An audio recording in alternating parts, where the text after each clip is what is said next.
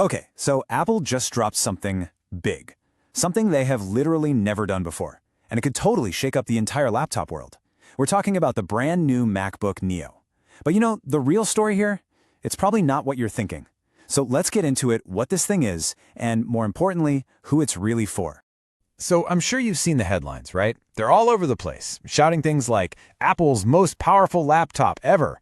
You see that and you think, whoa, is this it? Is this the one that just blows everything else out of the water?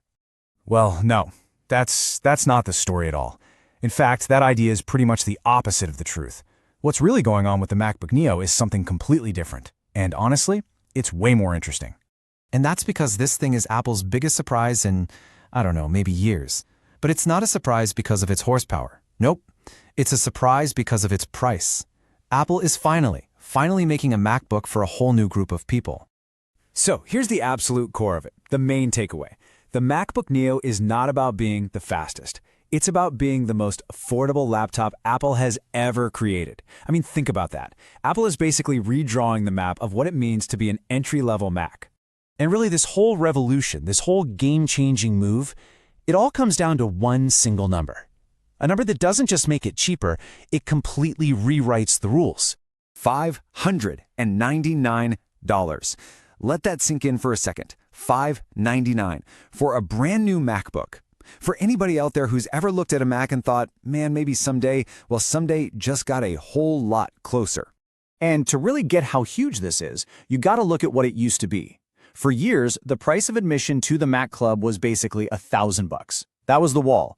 The MacBook Neo doesn't just, poke a hole in that wall. It takes a sledgehammer to it. It completely smashes it. So, who is this actually for? Well, Apple's got a crystal clear plan here. First up, students. They can get it for even less, just $499 with the education discount, which is huge. Then you've got schools, right? An entire market that's just flooded with Chromebooks. Apple wants in. And of course, there's that massive group of people using Windows who've been thinking, maybe I should switch. This is for them. But here's the thing. Don't hear affordable and think cheap, because it's not. You're still getting that classic premium aluminum unibody that just feels so solid. You're still getting that beautiful liquid retina display. And check it out, it comes in these really fun new colors too. When you pick it up, it feels like a MacBook, period. Okay, so the big question is, how? How did they pull this price off without making it feel like a cheap piece of plastic? Well, the answer is, it's kind of brilliant. It's a really clever and totally unprecedented engineering move.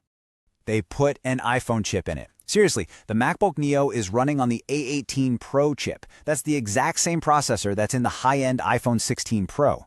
This is the first time Apple has ever done this, and it's the key. That one decision is what makes this price and this whole laptop even possible. And this chart right here, it shows you exactly what that means for performance in the real world. Now see that bar for single-core speed? That's the stuff that makes your day-to-day use feel fast. Opening apps, browsing the web, that kind of thing. And look, the Neo is incredibly zippy. It's actually faster than the old M1 MacBook Air. Now, is it built for heavy-duty video editing or complex coding? No, but that's not the point. What this all boils down to is that for the people this is aimed at, the power is, well, it's perfect. More than enough. If your day consists of web browsing, streaming some Netflix, writing emails, and working on documents, this machine is going to feel fantastic, super responsive. All right, a $599 MacBook sounds almost too good to be true, right? And, to get to that price, Apple definitely had to make some sacrifices. There are trade-offs. So let's be real about it and take an honest look at what you're not getting. This table here breaks it all down pretty clearly. First, the memory. You're getting 8 gigs of RAM and you can't upgrade it. That's fine for normal stuff, but if you're a heavy multitasker, you'll feel it. Next, the keyboard on the base model, no backlight. And no Touch ID fingerprint sensor either. The trackpad is also different. It's a standard mechanical one, so you get a physical click instead of that fancy haptic force touch thing on the other MacBooks. And finally, ports. You get 2 USB-C ports, but they aren't this super fast Thunderbolt kind, so connecting high-end drives or displays might be a little slower. And this is a really important detail to know. If you do want that backlit keyboard and the Touch ID sensor, you have to pay for an upgrade. They've bundled it with the next storage tier up, which is going to cost you another $100. So, classic Apple move there. So, okay, we've talked about the amazing price, the surprisingly snappy performance, and of course, the sacrifices you have to make. Which brings us to the biggest question of all, right? Is this the MacBook for you? Let's make this super simple. Look at this breakdown. Get the Neo if your life is basically in Google Docs, email, and YouTube. If you do some light photo editing.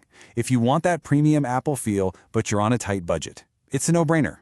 But you should probably look elsewhere if you're a developer or a video editor. If you're one of those people who keeps like 30+ browser tabs open at all times, yeah, you're going to want more power. You should be looking at an Air or a Pro. And that really brings us to the bottom line here. You could make a very strong argument that the MacBook Neo is the best budget laptop ever made, period. But there's a huge but there. It's the best for the right person. The value here is absolutely insane, but it all comes down to what you personally need to do with it. So I'm just going to leave you with this thought to chew on. By shifting the conversation away from just raw power and benchmarks and focusing instead on what the experience is actually like for the vast majority of people, did Apple just create the perfect laptop for almost everyone? It's a pretty wild idea to think about, and honestly, it could change everything.